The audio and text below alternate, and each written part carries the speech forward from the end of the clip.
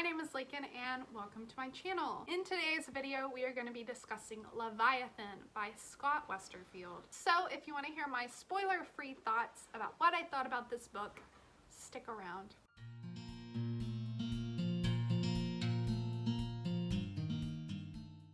I've been getting more into steampunk books and I was told to read Leviathan. And I have some mixed thoughts, but I gave this book 3 stars. So I enjoyed the book and I will be continuing the series, but it wasn't what I expected. So before I get into that, I'm going to go ahead and say the Goodreads book synopsis because I don't know how to describe a book. Prince Alexander, would-be heir to the Austro-Hungarian throne, is on the run. His own people have turned on him, his title is worthless, all he has is a battle-torn war machine and a loyal crew of men. Darren Sharp is a commoner, disguised as a boy in the British Air Services. She's a brilliant airman, but her secret is in constant danger of being discovered. With World War I brewing, Alec and Darren's paths cross in the most unexpected way, taking them on a fantastical around-the-world adventure that will change both their lives forever. This is the first book in a trilogy. And yeah, from that synopsis, this book sounds so exciting.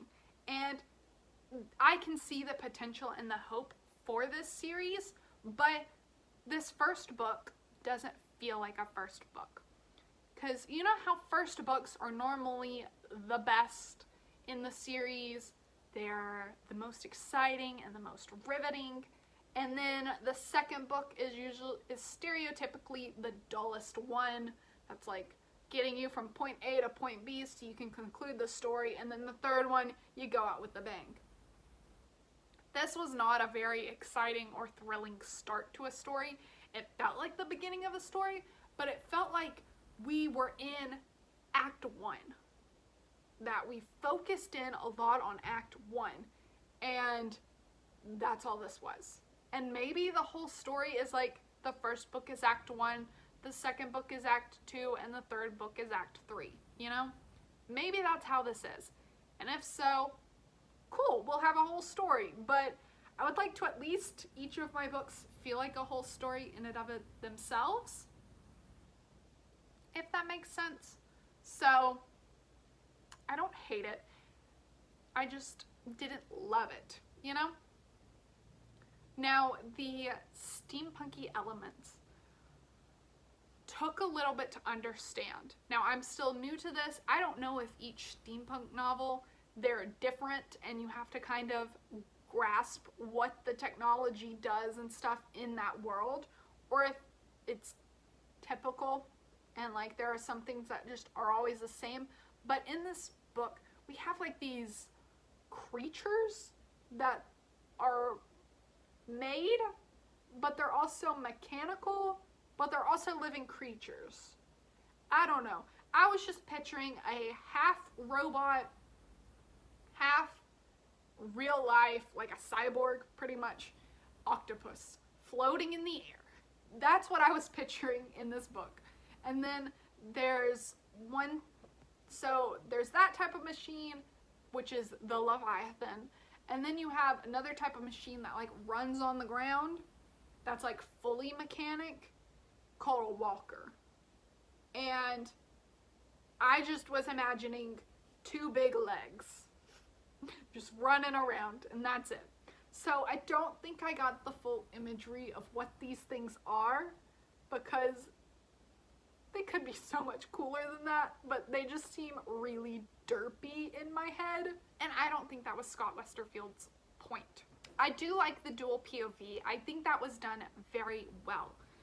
And just going back and forth between a prince who is on the run and a girl who wants to be in this male-dominated force, so she has to pretend to be a boy. And I like how they come together, and I appreciate their dynamic and stuff.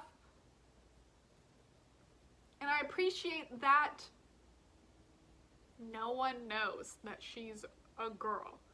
And it's not like a bunch of people know, but the important people don't know. No, like no one knows, except for us. The only confusing thing is she has an already gender neutral name, like Darren. So she changes her name to something. I don't know. But I didn't feel like that was necessary. Like, calling her two different things when majority of the time she's being called Darren. She's only called the other name when someone's specifically talking to her and like says her name. So it's a little confusing being like, oh wait, yeah. Having to like link those two names together when her name is already gender neutral. I mean, I know a lot of male Darrens. Maybe in Victorian London and stuff, Darren was a fully feminine name. I don't know. Maybe that's it. That would make more sense. But yeah, that kind of threw me off a little bit. But this book definitely felt like a setup. Like we were preparing for something to happen. We were getting all the pieces in line so something big can happen. And it just wasn't all entertaining. It was entertaining enough that I will continue it, like I've said, and I didn't hate it. It just could have been a whole lot more, if that makes sense.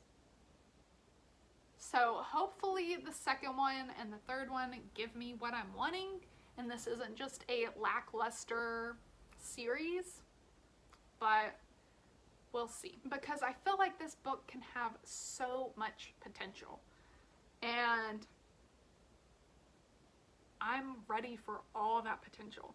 Like the scenes when Darren is actually getting to do what she loves, which is flying, those scenes were the best. Like those scenes were so vivid and exciting and like kind of stressful and like, oh no, what's gonna happen? Like those scenes were the most involved in the story I got. Everything else, even like the big battle scenes, I was like, okay. Like I didn't have much involvement or stakes in it. But the flying scenes, I was actually like, ooh, yes, this is good. And also there's some talking lizards. They're not like actually talking, but they give messages back and forth, like the Jabberjays in the Hunger Games, which I think are cool. Like, why a lizard? When you're up in the air, why not a bird? But I still appreciate having a lizard there. So, yeah. I think those are all my thoughts. It's a little chaotic, but yeah. I just hope this series is worth it. So if you've read this book, or if you read this series and you, like, let me know what your thoughts are. If you're like, no, this series is trash, don't continue it, it just gets worse, I may listen. But yeah, so just let me know your thoughts down below in the comments. If you enjoyed this video, please also give it a like and subscribe if you're not already subscribed. It helps out my small channel, but also makes my day. So I hope you are having a great morning or evening whenever you're watching this, and I will see you in the next video. Bye!